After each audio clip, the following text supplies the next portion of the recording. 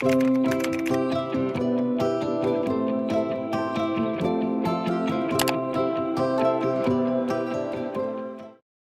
a moment to close your eyes and imagine this scene.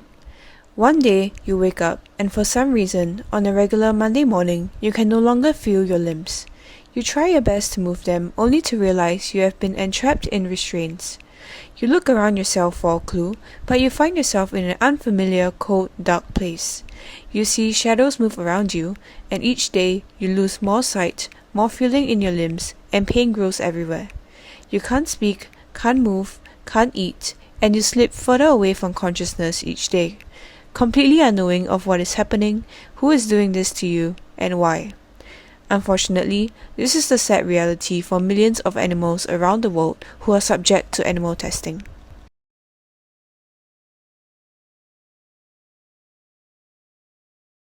Hi everyone, my name is Cheryl. And I am Diane, and we are from SMU People for Animal Welfare. As part of SMU PAW's Animal Day, we'll be introducing to you a series called What's Eating You. In today's episode of What's Eating You, we'll be exploring animal testing and the possible contributions that we may not be aware of in our daily lives. Through conscious consumption patterns, we can also play our part in helping the animal welfare scene, as it's not just about taking care of our pets at home. Did you know that over 100 million animals suffer and die in the US every year just due to animal testing? These animal tests include forcing rats to inhale toxic fumes, force-feeding dogs pesticides, and dripping corrosive chemicals into rabbits' eyes. Why is it so important that we educate ourselves on this issue? And of course, what can we do in our everyday lives to contribute our efforts aiming to put an end to it? These are questions we will attempt to uncover in this episode. Now let's take a quick trip to our everyday supermarket to see what we can actually uncover. So this is a scene we are all familiar with. A store decorated with endless shelves, providing consumers a wide variety of brands to choose from.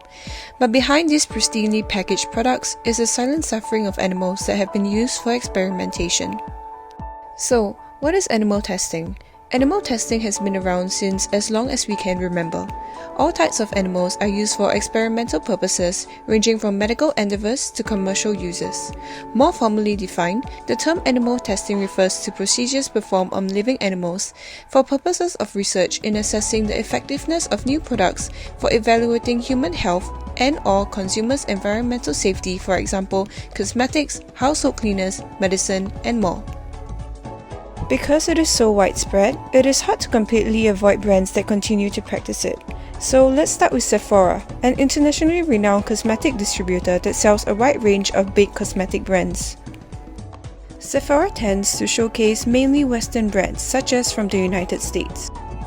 Through our research, we have come up with a 3-step regimen you can exercise, especially when dealing with Western brands, to ensure that the products you are supporting do not use animal testing. The first step is to look out for certification on the products that you are currently considering, such as these logos. However, it is also important to note that these logos may not be international. Different countries may have their own ways of certification and different logos, so it is wise to perhaps research on the particular country that your product is originating from. This is also partly why we encourage all of you to research more on the laws behind different countries, particularly countries that Singapore tends to import many products from, such as the United States, China, so on and so forth. So, what do you do when the packaging has no indication of whether or not it has been tested on animals? Through our research, we have actually discovered the emergence of apps that you can use to quickly verify whether or not a particular brand is cruelty-free. As we shopped around Sephora, we quickly realized that many products had no indication as to whether or not they have been tested on animals, so we decided to put the app to the test. With just a quick search on the app, we were able to figure out whether or not the particular product we're considering was actually cruelty-free.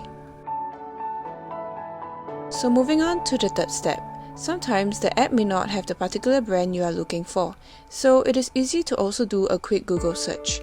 When researching online, however, it is important to ensure that your sources have been verified by reputable organizations such as PETA. Needless to say, animal testing does not just occur for beauty products. It also applies to our everyday products which we may not be even aware of. As we tend to consume from the same big brands, particularly when it comes to our everyday necessities, these products may be produced in the masses for the global market, which is often an indicator that they may have conducted animal testing. This is because many markets from certain countries may require animal testing as a way of verifying the safety of the product. Domestically, although Singapore tries to move towards a more cruelty-free approach to production, most of our products are ultimately imported from overseas. It is hence important for us to be aware of the different dominant foreign brands. So now that we have taught you how to distinguish between cruelty-free brands, we can now get to the question, why should we first put in the effort and care this much about animal testing? After all, as we browse through our everyday pharmacies and cosmetics, we do not see the true degree of pain and suffering that animals are put through in experimentation and testing. To name a few, in eye irritancy tests, rabbits are restrained and substance is injected into their eyes. They continue to be evaluated weeks after and suffer from redness, ulcers and blindness, and are likely killed upon completion of the experiment. Also equally devastating, in chronic toxicity testing, rodents are subjected to repeated doses for up to 28 days. They are then evaluated during the test period and then killed at the end to look for signs for organ or body system damage. These are a few photos that we found on the internet that show just how tormenting some procedures can actually be on these animals. So at this point, you may actually ask, what is the rationale behind animal testing? Is it really necessary in order to ensure the safety of our products? While there is certainly a wide array of reasons as to why animal testing continues, the two most pertinent ones that we identified were social norms as well as inadequate laws. Firstly, many continue to support animal testing with the common belief that it is necessary for medical and scientific advances. However, with rapidly evolving technology, more recent work has revealed that animal testing may not actually be adequately even reliable for scientific discovery. There are also emerging alternative methods that we can look towards. Secondly, some laws in place have actually been counterproductive as well. Laws may not adequately incentivize companies to abandon these old practices or to clearly stipulate conditions for these experiments. All in all, we still have a long way to go when it comes to eradicating animal testing. In conclusion, what can you do to help? Well, being aware of the brands that you support is a huge step.